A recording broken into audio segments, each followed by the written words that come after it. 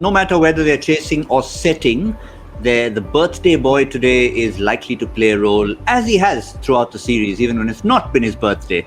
Harsha is someone who probably plays every match like it's a celebration. We saw from the emotions on the balcony the other day when Sri Lanka were winning, it's like they'd won a World Cup when he was on the balcony, winning the Hasaranga. And he's a good player. He's a good player because he's floating. I like the fact, they push him up to number 6. He's got decent batting record. He's not the greatest batsman in the world, but he's got a decent record. And he makes things happen. I get the feeling he likes to be in the situation. I first saw him, I keep going back to that series. I first saw him when Pakistan were playing Sri Lanka. I was doing nothing. I just switched on. I'm watching this young Sri Lanka side play. Oshada's playing well. And my eyes went to this kid. I said, oh, this fellow looks like he can play. Because I think he enjoyed being in the situation. The other day, yesterday he came into a tough situation. He wanted to be in that situation. I think that is one thing that distinguishes good players from the players who just want to turn up. Do you want to be there? So I just hope he has a very happy birthday, a good career ahead of him. Let's see what happens today. Yeah, and he seems to have a bit of a calmness because there was a bit of friendly banter, shall we call it, that was happening. I think it was Kuldeep who got him out and had a very emotional celebration. Rahul Chahar, I think, yeah. Rahul Chahar, sorry, not Kuldeep. Yeah. Rahul Chahar, who got the wicket and was really animated about the wicket, and he clapped. He just clapped. He said, either he said well bowled or it was a bit of sarcasm, but nonetheless, he seems to have a calmness about him. Definitely sarcasm. No calmness whatsoever. I think, but the fact that he's out there to win games of cricket. So you can see from his body language how he expresses his emotions. If Sri Lanka is not winning, he's not happy. So that is something which is very evident, and he likes to stay in the fight. He embraces those situations on the ground, and that is something is very important as a player, as a bowler. It's going to help. You need characters like that in the dressing room, especially when things are not going your way, especially when you're not winning games of cricket. If you're having close games and not falling on the right side of the result, you want someone to have it expressed in the dressing room. If the dressing room doesn't change, win or lose, it's the team is never going to have ups and downs. You're never going to have that graph which is going to go up. So I think by that logic, you have Sri Lanka needs more Hasaranga kind of personalities for their cricket to go up. They had one other, but he went walking around in Durham. That Dick Weller was a bit like that as well. I like Dick Weller actually. So he was a bit like that too. Chirpy behind the stumps, but also in a fight. Well, yeah, it was. All three of them were all impact players who had that little evening walk, shall we say, in Durham, and that was the real blow for Sri Lanka cricket. But Hasaranga, nice story it was, Harsha. Plucked straight out of school into the big league, but maybe not now. But for the longest time, their school system was always the place, and it was Sana Jayasuriya who in fact spotted him in a school game.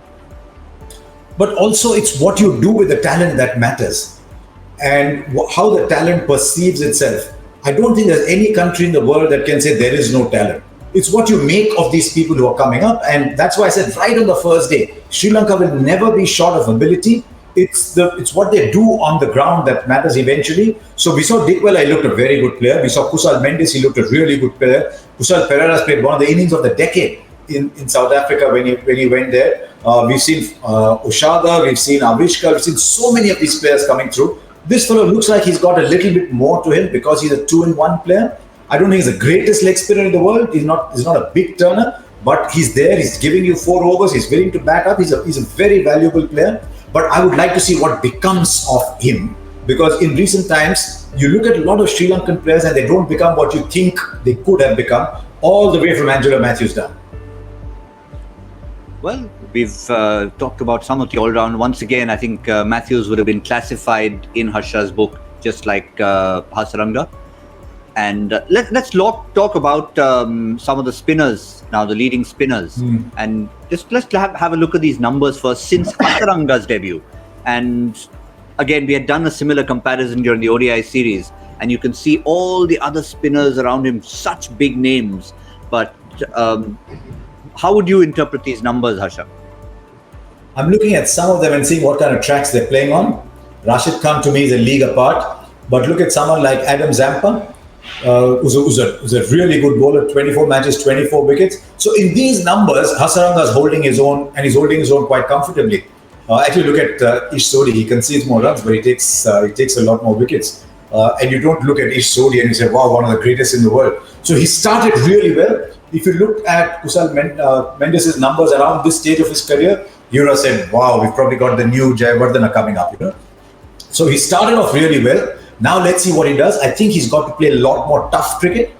I'm not sure he's playing enough tough cricket to become the player he can become. So if he can find his way around the world playing more tough cricket, then I think he'll grow better.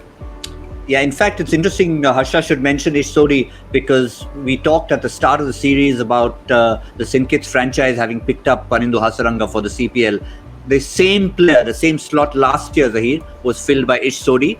They looked at him and they said, well, good guy, picks up wickets, concede runs, but doesn't offer enough at the bat. Doesn't have that X factor that we wanted, which is why Sodhi out, Hasaranga in. But I think when you look at that list, what struck me was the average and the strike rate. I'm a big fan of someone who is able to take wickets at any stage of the game, and I think Hasaranga has been able to do that very consistently. 21 games, he's got 29 wickets. That's almost 1.5 wickets per game, which at an average, which is the best in that list, and also the strike rate. Just taking 14.2 deliveries to get a wicket, and in this format, it's gold. Middle overs or new ball. He bowls with the new ball also. If he's coming on bowling 2 overs or 2.5 overs and giving you 1 wicket, as a captain, any day you'll take that, because that's the momentum shift. That's the momentum shift which you've always seen can cost you games. So in the middle overs, if someone can create that impact, it's always exciting.